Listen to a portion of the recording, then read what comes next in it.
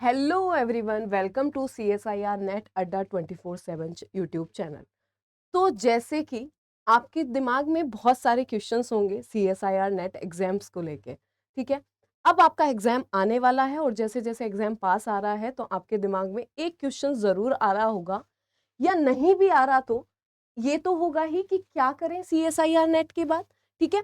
तो यहाँ पर आपके दिमाग में भी और आपके बोर्ड पर भी एक क्वेश्चन मार्क लगा हुआ है। अब हम इस क्वेश्चन मार्क को दूर करने वाले हैं। हमने यहाँ पर हम क्या देखने वाले हैं यहाँ पर कि CSIR नेट के बाद हम क्या करें, ऐसी कौन सी चीजें हैं जो हम CSIR नेट के बाद कर सकते हैं। एग्जाम तो हो जाएगा, अब उसके बाद सोचोगे तो कि क्या करना है क्या नहीं करना। अगर मैं CSIR नेट एग्जाम की बात करती हूँ तो पहले तो हम इस क्वेश्चन मार्क को हटा देते हैं, क्योंकि यहाँ पर आंसर की तरफ चल रहे हैं इसके, ठीक है। तो क्वेश्चन मार्क तो हटाना बनता है। अगर मैं यहाँ पर बात करूंगी CSIR नेट एग्जाम की तो ये दो पार्ट्स में डिवाइडेड होता है। एक होता है आपका JRF, एक होता है आपका JRF और दूसरा होता है आपका LS। ये तो आपको पता ही होगा, ठीक है। अगर मैं यहाँ पर बात करूं JRF की, तो मान लो यहाँ पर अगर 55% पे यहाँ पर JRF की कट ऑफ लगी है तो यहाँ पर लग जाती है 52 से 53% पर, ठीक है। ये चीज तो पता चल गई। अब यहाँ क्वेश्चन क्या था, CSIR नेट के बाद करना क्या है। अब JRF में अगर आप सेलेक्ट होते हो तो यहां से आपके लिए ऑप्शंस खुल जाता है PhD का, ठीक है, PhD का, और साथ में यहां पर आपको फेलोशिप मिल जाएगी, JRF वाली फेलोशिप। और एक फेलोशिप और होती है आपकी, जो अगर मैं बात करूं SPMF, ठीक है, SPMF होती है। अगर हम इसकी बात करें, इस फेलोशिप के लिए जो बच्चे सेलेक्ट होते हैं वो होते हैं 10 to 12 रैंक वाले, ठीक है, जिनकी रैंक आपकी 10 से लेके 12 तक के बीच में है, वो यहाँ पर आपके सेलेक्ट हो जाते हैं। तो पहली चीज तो ये कि यहाँ पर अगर हम बात करेंगे, आपके दिमाग में क्वेश्चन होता होगा कि मैम क्या यहाँ पर CSIR नेट एग्जाम देने के बाद हमें जॉब मिल जाएगी। तो बच्चों ये तो आपका एक कहीं ना कहीं थोड़ा सा इनकरेक्ट क्वेश्चन है, या फिर अगर मैं बोलूं मिसकंसेप्शंस है, ठीक है। कि हाँ ऐसा होता है ना कि गवर्नमेंट हम कोई एग्जाम देते हैं तो हमारी पोस्टिंग हो जाती है, ऐसा कुछ नहीं होने वाला। अभी तो आगे पापड़ बेलने पड़ेंगे आपको, ठीक है। अब कुछ पाना है तो उसके लिए मेहनत तो लगेगी ना, तो CSIR नेट के बाद भी तो कुछ चीजें करनी पड़ेंगी।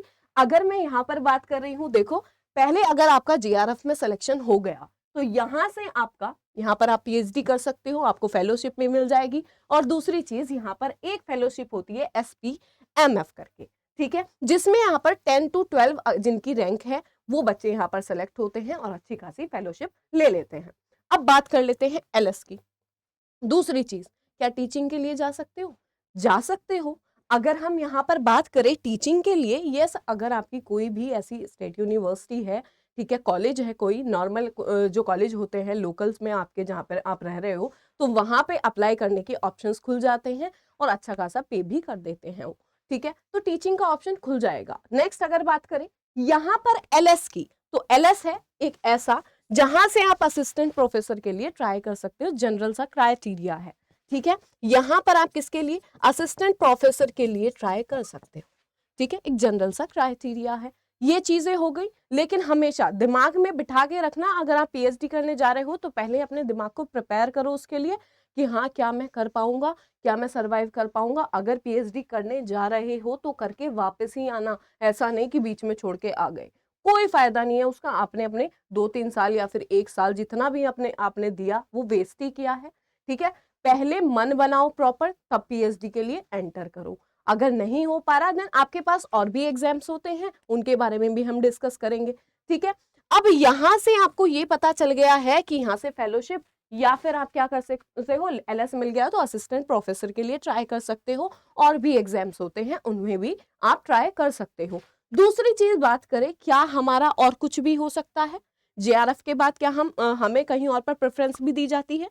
तो बेटा अगर मैं प्राइवेट सेक्टर की बात करूं तो प्राइवेट सेक्टर में जब भी हम बात करेंगे CSIR नेट JRF की आपने लिया हुआ है, तो वहां पर ऑब्वियस सी बात है थोड़ी प्रेफरेंस तो दी जाएगी। इतना अच्छा एग्जाम होता है, हाई लेवल का एग्जाम है, तो प्रेफरेंस तो देंगे। जैसे आपका यहाँ पर कोई केमिस्ट वगैरह की जॉब होगी तो उसमें आपकी नॉलेज चेक करी जाती है। और एक चीज और, अब नॉलेज की बात आई है तो जब भी आप CSIR नेट की प्रिपरेशन कर रहे हो, ठीक है, जब भी CSIR नेट की प्रिपरेशन करनी शुरू हुई। अब पीएचडी में वो ही बच्चा सरवाइव कर पाएगा जो बच्चा बहुत अच्छी नॉलेज लेके बैठा हुआ है। अब वहां पे आपको कोई ऐसा इंसान नहीं मिलने वाला। ऑब्वियस सी बात है, गाइड आपको मिलेगा, लेकिन अब गाइड आपको हर एक छोटी छोटी चीज तो नहीं बताएगा ना, वो आपसे रिजल्ट एक्सपेक्ट करेगा, वो आपको बताएगा नहीं चीजें। वहां पे आपको खुद की नॉलेज को इन्वेस्ट करना है, ठीक है।